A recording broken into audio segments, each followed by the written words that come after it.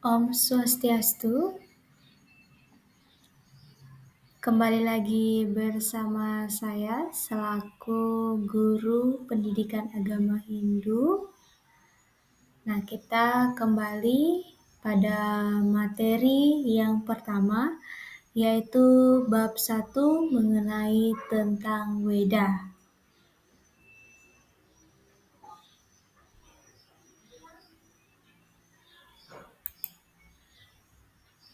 Oke, yang pertama Ibu akan menjelaskan pemahaman pertama yaitu memahami Weda. Nah, tentunya Weda sudah sangat familiar didengar. Nah, tentunya kita bertanya-tanya lagi, kenapa kita mempelajari Weda? Nah, tentunya Weda merupakan kitab suci kita sebagai agama Hindu yang sangat penting khususnya untuk dipelajari. Nah, bagaimana memahami Weda? Nah, dalam Wedanta disebutkan bahwa cara memahami Sanya Widi adalah dengan mempelajari kitab Weda. Nah, tentu apa isi dari Weda itu? Nah, Weda memuat ajaran-ajaran luhur yang disadikan keyakinan dalam tri kerangka dasar agama Hindu di Indonesia. Nah, tri kerangka agama Hindu tersebut terdiri dari beberapa aspek, diantaranya ada tatwa, susila, dan acara. Nah, apa saja pembagian tersebut? Nah, tatwa atau biasa dikatakan Tanwa adalah konsep filsafat Hindu di Indonesia yang setara dengan Darsana. Di India, konsep ini membahas tentang kebenaran abadi atau Brahman dan merupakan landasan teologi serta sumber sastra dalam praktek agama Hindu. Nah, tentunya tatwa diartikan sebagai kebenaran atau inti hakikat dan diwujudkan dalam berbagai bentuk seperti upacara, simbol, gambar, dan huruf suci. Dalam ajaran Hindu di Indonesia, Tanwa dikelompokkan menjadi 5 pilar utama yang dikenal sebagai Pancasrada. Nah, di mana kita ketahui bahwa tat itu kebenaran, tua itu bersifat mempunyai sifat. Nah, itu mengenai tatwa. Yang kedua, pembagian dari kerangka agama Hindu yaitu ada susila. Nah, susila adalah landasan etis yang menerapkan ajaran agama dalam kehidupan. Susila merupakan perilaku dan etika yang dijadikan sebagai wujud mengejawantakan ajaran agama. Dan susila tentunya berpedoman pada kitab suci. Di antaranya ada Trikaya Parisuddha dan Karmapala. Nah, tentunya Trikaya Parisuddha kita ketahui bahwa ada 3 perilaku yang harus disucikan, yaitu bagaimana berpikir yang baik, kemudian bagaimana berbicara yang baik, kemudian bagaimana berbuat yang baik. Yang kedua ada karma pala. Nah, karma pala ini merupakan hasil dari perbuatan. Di mana karma pala ini merupakan hasil dari perbuatan, jadi apa yang kita lakukan kita akan mendapatkan hasilnya. Apakah sancita karma pala, paradha karma pala, maupun kriya mana karma pala.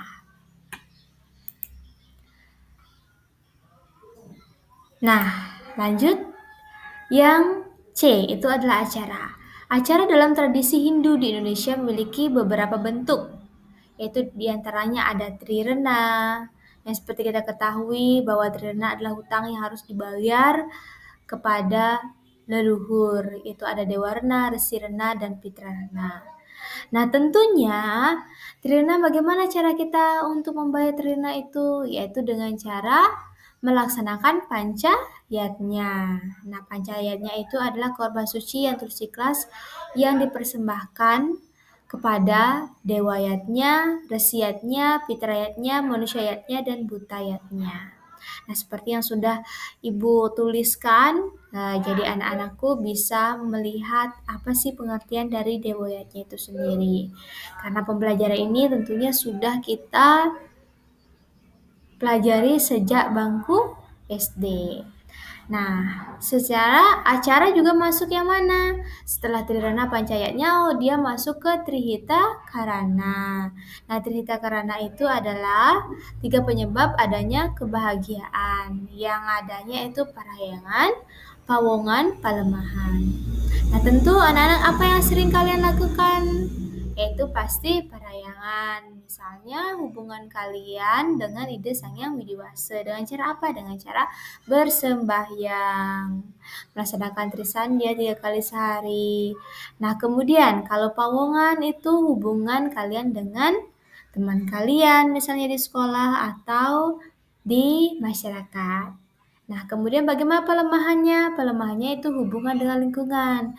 Misalnya, setiap adanya pesraman, kalian melaksanakan pembersihan di lingkungan pura. Nah, itu salah satu untuk menjaga kebersihan lingkungan pura. Nah, setelah pembahasan itu, kita lanjut ke kodifikasi Weda. Nah, di dalam kodifikasi Weda ini, tentunya Weda itu terbagi menjadi atas 2, yaitu Weda Sruti dan Weda Semerti. Nah, Weda Sruti itu merupakan wahyu yang diperoleh oleh para maharsi tentunya melalui pendengaran. Nah, jadi kemudian nanti Resi Agung mendengar kebenaran agama yang abadi, kemudian diwariskan kitab dalam bentuk yang dikatakan Weda. Nah, siapakah yang menyusun Weda? Yaitu Resi Vyasa dan keempat muridnya. Nah, tentu ada namanya kitab mantra atau yang dikenal dengan Catur Weda. Itu ada Rigweda, Samaweda, kemudian ada Yajurweda, kemudian ada Atharwa Weda. Nah, tentunya ini merupakan bagian yang sangat sering kita dengarkan dari kita mungkin beranjak dari pelajaran kelas SD. Nah, kita lanjut ke kitab Brahmana. Nah, kitab Brahmana dan kitab Aranyaka. Kemudian nantinya ada kitab Upanishad. Nah, beberapa kitab ini merupakan bagian dari Weda Sruti. Nah, ini kita bisa lihat Upanishad. Nah, Upanishad, dan Nisad. Itu tentunya kalian pernah mendengar bahwa Upanishad merupakan duduk di bawah kaki guru atau duduk di dekat kaki guru. Kenapa pada saat itu dikatakan Upanishad? Karena di mana seorang guru dan siswanya atau siswanya itu saling belajar. Jadi guru memberikan penjelasan atau ilmu pengetahuan kepada muridnya. Ya, berbeda dengan sekarang. Kalau sekarang sudah ada yang namanya kursi, sudah ada yang namanya meja. Jadi kita lebih nyaman untuk belajar. Kalau kita di zaman dulu itu kita belajarnya tepat di depan guru kita sambil duduk di bawah. Nah, kita lanjut ke Weda Semerti. Nah, Weda Semerti itu apa? Itu merupakan kitab suci Weda yang disusun berdasarkan ingatan para maharesi. Nah, seperti yang dikategorikan, salah satunya adalah Wedangga. Wedangga merupakan kitab yang berisi pengetahuan pendukung. Nah, itu ada beberapa pembagian dari Weda tersebut. Ada Wedangga, kemudian ada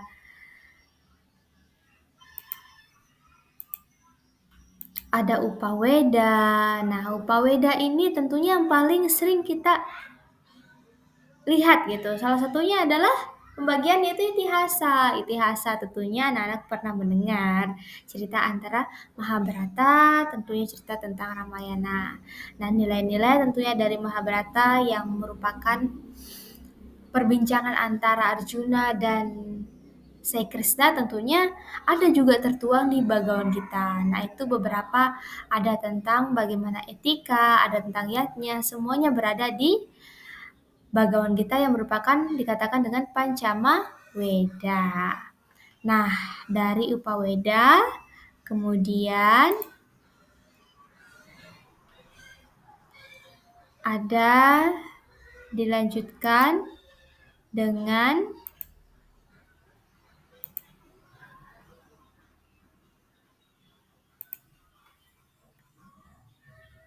ada Gandharwa Weda, kemudian Kama Sastra, kemudian ada darsana. Nah, ini merupakan beberapa bagian dari Weda Semerti. Nah, itu ada Brahma Widya dalam Weda. Nah, kita lanjut selanjutnya. Bagaimana Brahma Widya dalam Weda? Nah, tentunya tadi Ibu hanya menjelaskan beberapa tentang pokok dari Weda Seruti dan Semerti gitu. Jadi, yang sudah tertuang nanti anak-anak bisa mempelajarinya. Mempelajarinya sebelum Ibu menjelaskan juga di kelas. Nah, untuk saat ini Ibu memberikan materi. Nah, selanjutnya materi itu Brahma Widya dalam Weda. Nah, bagaimana Brahma Widya dalam Weda? Nah, ini akan kita mempelajari tentang Saguna dan Nirguna Brahman. Nah, Saguna itu apa? Nah, Saguna itu Tuhan memiliki berbagai nama dan rupa. Sedangkan Nirguna itu Tuhan tidak terwujud, tidak terjangkau oleh akal, indera, dan manusia. Nah, jadi menurut Brahma Sutra, bahwa Tuhan adalah asal mula semesta raya, namun tidak dapat didefinisikan dengan tepat, sehingga disebut dengan neti-neti atau bukan ini bukan. Ya, sama seperti India bilang neti-neti. Ini menunjukkan kompleksitas dan keagungan Tuhan yang melampaui pemahaman manusia. Nah, itu tentang Brahma Widya. Nah, bagaimana dengan etika dalam Weda? Nah, etika dalam Weda, ajaran etika yang penting ialah harta. Harta adalah hukum yang melingkupi seluruh semesta raya. Karena sesuatu hal yang akibatnya tidak dapat di dunia ini, maka buahnya yang akan tampak. Nah, harta merupakan kebenaran tingkah laku yang baik, mengikuti aturan yang berlaku di setiap ruta. Nah, ini hukum harta itu adalah hukum yang tidak bisa untuk diatur oleh manusia. Salah satu contoh, misalnya adanya tsunami. Kita hanya bisa mendeteksi, tapi tidak bisa untuk menstopkan. Tidak bisa untuk, jangan-jangan nih ke sini. Gitu. Tapi kalau masalah tentang tsunami itu adalah sudah hukum alamnya. Kita tidak bisa untuk mengulur segala sesuatu. Itu sudah dari fungsinya alam semesta ini untuk mengatur kesejahteraan dan ketentraman tentunya umat manusia. Karena umat manusia sekarang di bumi ini sudah semakin banyak. Jadi kasihan dengan bumi kita yang semakin tanahnya semakin ke bawah, artinya semakin berat dia rasa. Selanjutnya itu penerapan ajaran Weda dalam kehidupan. Nah, bagaimana penyerapan ajaran Weda dalam kehidupan? Itu salah satunya adalah melaksanakan kerangka dasar agama Hindu. Yang sudah Ibu jelaskan tadi ada tatwa, etika, atika, susila, dan ada acara. Dan selanjutnya ada bagaimana penerapan Weda di lingkungan keluarga. Nah, contohnya Trisandia. Kemudian bagaimana penerapan ajaran lingkungan di masyarakat? Tentunya menyambut Braya, Medana Punia. Nah, itu beberapa. Nah, lanjut tentang ekologi dalam Weda. Nah, ekologi dalam Weda ini tentunya Weda mewakili filosofi timur yang memberikan penggambaran yang terang benderang mengenai lingkungan. Dan Weda sebagai kitab tertua menjabarkan tentang elemen pembentuk semesta raya serta hubungannya dengan kehidupan manusia. Dan Weda menggambarkan hubungan antara manusia dengan alam semesta dan sebagai hubungan antara anak dan orang tua, dengan bumi sebagai ibu dan langit sebagai ayah. Nah, tentunya di sini kita harusnya bersyukur karena kita berada di ibu. Nah, kenapa kita berada di ibu? Ibu ini adalah dunia ini gitu. Dunia bumi ini, ibu ini. Kenapa dikatakan ibu? Karena apa yang kita butuhkan berada di bumi ini. Gitu. Sementara yang dari luar ini itu adalah dikatakan Bapa. Jadi alam semesta itu sangat-sangat berpengaruh untuk kehidupan kita. Nah, setiap unsur alam semesta adalah kekuatan yang membentuk kesatuan alam dan manusia adalah bagian dari kesatuan itu. Dan oleh karena itu tindakan manusia harus memiliki tujuan yang baik dalam menjaga keseimbangan alam dan memperlakukan alam. Salah satu contoh yang terkecil apa? Yaitu dengan cara membuang sampah pada tempatnya. Kalau kita membuang sampah sembarangan, satu, kita melihatnya tidak bagus. Yang kedua, membuat alam ini menjadi bau. karena sampah yang kalian buang dengan sembarang. Nah, itu beberapa dari penjelasan Ibu.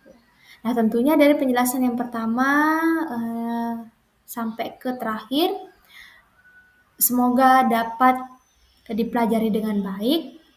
Dan sebelum kita akan ketemu di kelas, jadi Ibu memberikan referensi penjelasan awal dulu kepada anak-anakku. Nah, sampai di sana, dan Ibu ucapkan Parma Santi, Om Santi Santi Santi Om.